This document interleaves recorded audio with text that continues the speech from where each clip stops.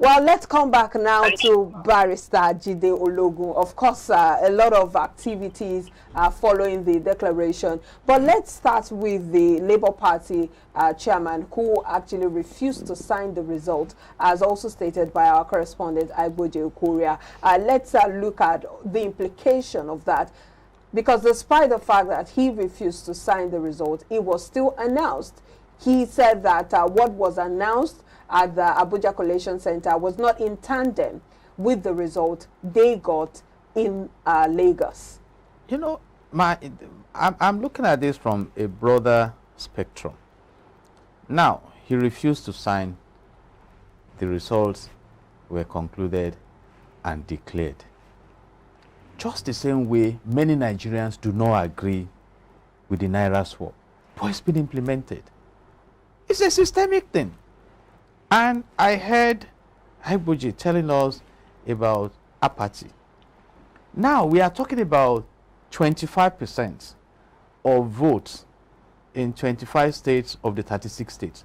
But the law has not clearly stated that there must be 75 million votes in Federal Capital Territory.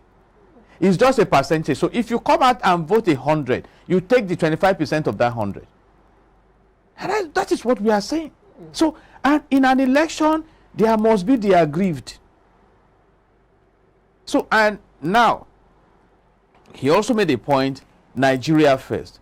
So can we focus on how to prevent these issues we are complaining about? How to make sure, for instance, that maybe in future elections, we have an assurance of whatever technology we are engaging, working for about 95%, and that if not, the process is automatically terminated. You see, laws should be specific. I try to use this analogy, though it's a perfect one, but we can gravitate towards it. If you buy a diesel engine vehicle, you don't say petrol is liquid, and you go and fill it with petrol. That engine is going nowhere. You cannot do the same. You cannot put diesel into petrol engine. That petrol is expensive. You know, so these are issues. And they are all involved in it. I've said it. I have tried, humanly possible, to be neutral in all this. There were allegations of people not preventing people from voting here all across the nation. North, south, west, everywhere. So which one do we hold on to? And you expect, because human beings are emotional. But now, INEC that we have empowered, it's just like a football. You put a referee there, give him his whistle. Sometimes a referee is beaten out of the pitch, but the match will still end. So my advocacy is that, okay, if we go by what Iboje said, that this is Nigeria. We had 18 candidates vying for this office, and we knew from the onset that only one will win. If it's Labour now, APC and PDP, all of them, in fact, Peter Obi, the great man, led PDP to go to LP. So you expect that those are two different parties. Yesterday, I saw their vice presidential candidates, the two of them coming together to run press conference. You know, so you find all these issues amongst politicians. But my address now is to the electorate.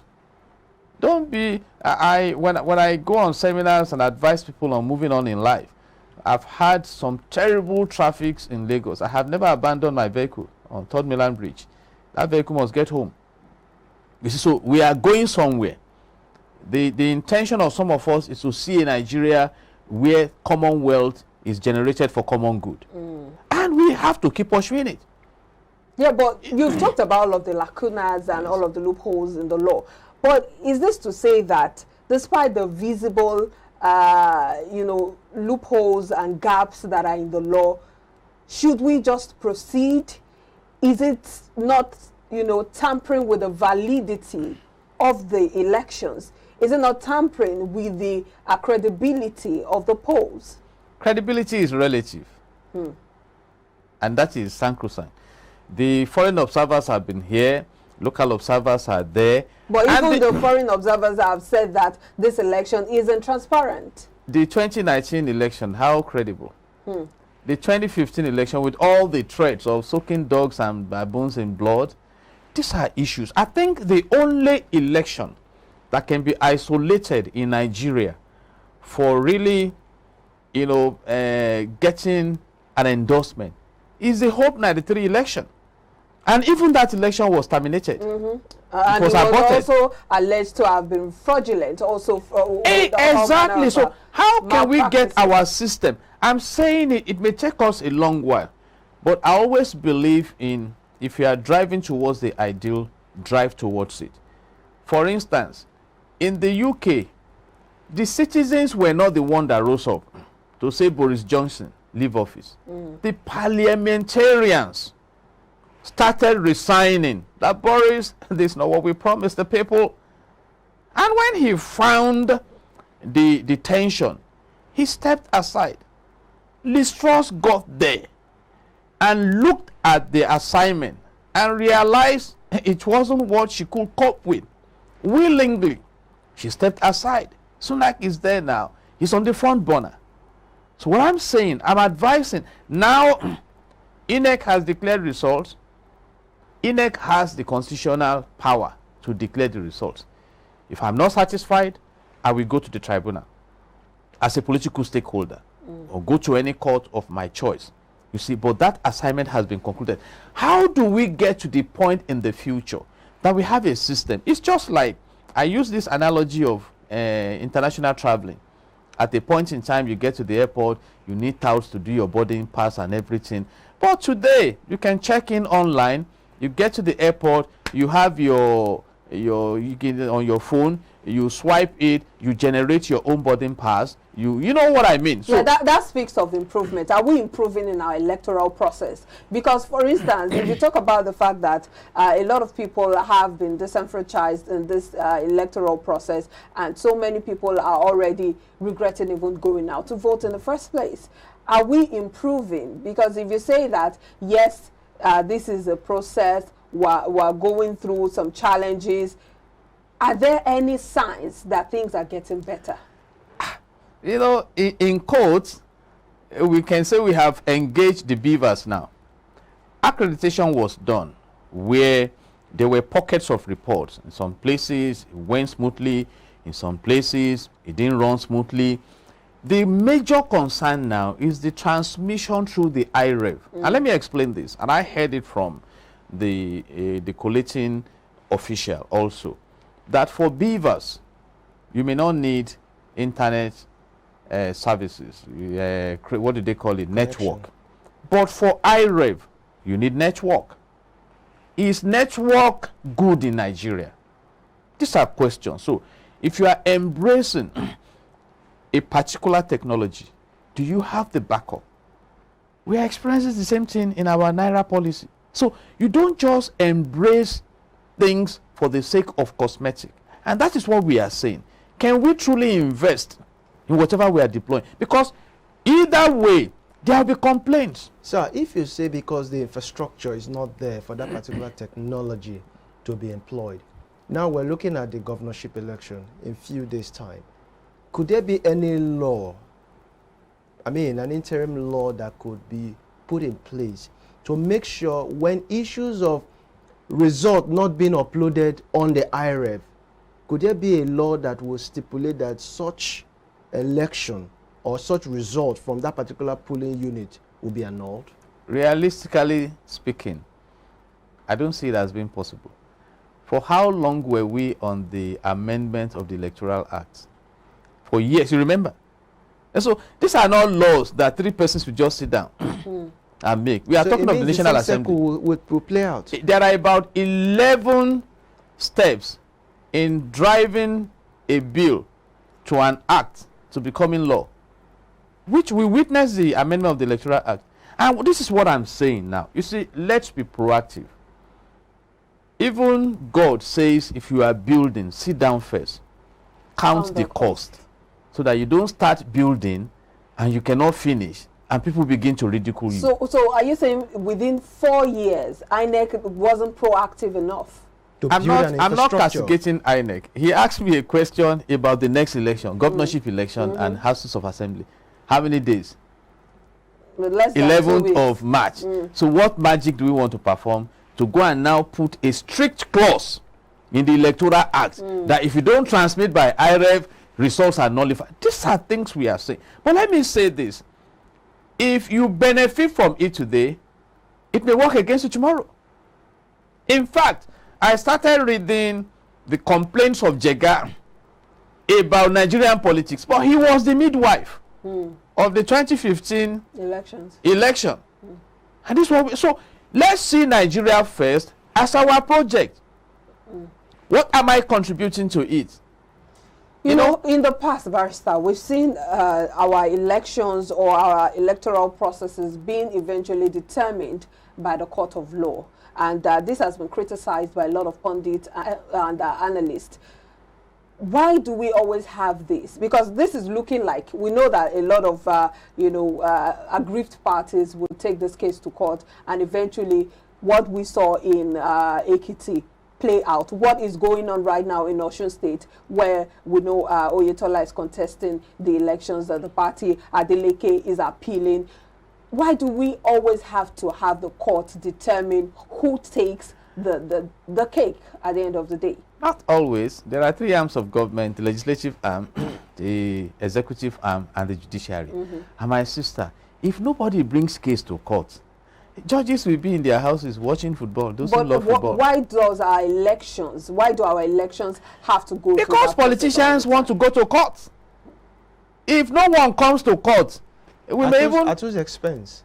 In terms of the logistics, the funds. If you come to court, you pay now. Is it the judges are paid by government. The court system is run and managed by government. It's a functional. Let me give you this example. I think in Sweden imports inmates from, I think, Norway or so, to service their correctional homes because they have low level of crime. But that institution is there. And those who work there must continue to work. So they take prisoners from other countries. That, okay, bring your own. Let's keep them here. So if politicians truly decide that I will accept defeat or accept results, the courts will be idle. They would have other cases. Other cases, exactly. You know, it doesn't have to be our elections. Exactly. So why don't we have credible elections that would eventually determine who wins? You know, who takes the seat of power? Why do we have to always go to the I don't want to speak like an extremist, but I think this question is sacrosanct. Give me a sector of our national life that you can boast of credibility. So are you saying the systems were never designed to work? No, they were designed to work, but they may not be working. We are talking. Look at in fact, the fact that this election held is still something many people are really questioning. You know, look at fuel scarcity, a country that has the largest deposit of proven gas in Africa. My commander-in-chief of the armed forces and the president is the presiding substantive minister of the Federal Ministry of Petroleum Resources. Saudi Arabia brought in about $326 billion revenue from oil last year. And in Nigeria, we read about zero remittance by NNPC to Federation account. That is a crisis. And this is what we are saying. So it's just that now INEC is on the front burner because we just had an election. You want to talk about immigration? You want to talk about, you know, I mean, in a country telling you passport booklets are not available. Even the Controller General of Immigration went to one of their offices, disguised, and admitted that there were compromises. And that's what we are saying, that generally we need to restructure our system. So we have to wrap this up. But on a final note, the March 11 elections are approaching. Do you think that the voter turnout would be as much as what we saw during the February 25th election? It's a two-edged thing, and I can let you know politicians will not assume.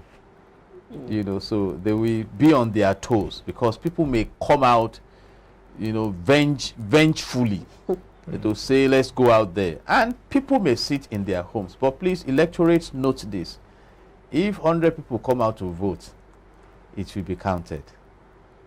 So before you choose whether or not to go and vote or not, consider very well that this is your franchise. And I keep saying this, if you enfranchise me, you are the one to render account to God. You see, so you have your civic responsibility. Go out there and display it, you know, so that you can say in the course of history, I contributed my own. I say this, it is not he who chooses to trust that should be blamed, but the one who is trusted and betrays the trust. So let's play our own part. It's a social contract.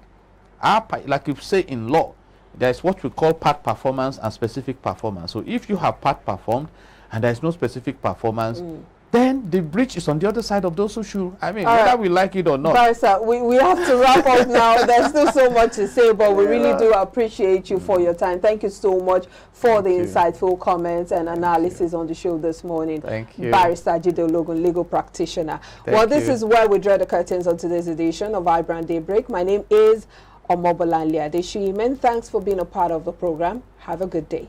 Once again, my name is Joshua Okata. We'll see you tomorrow, God willing. Bye for now.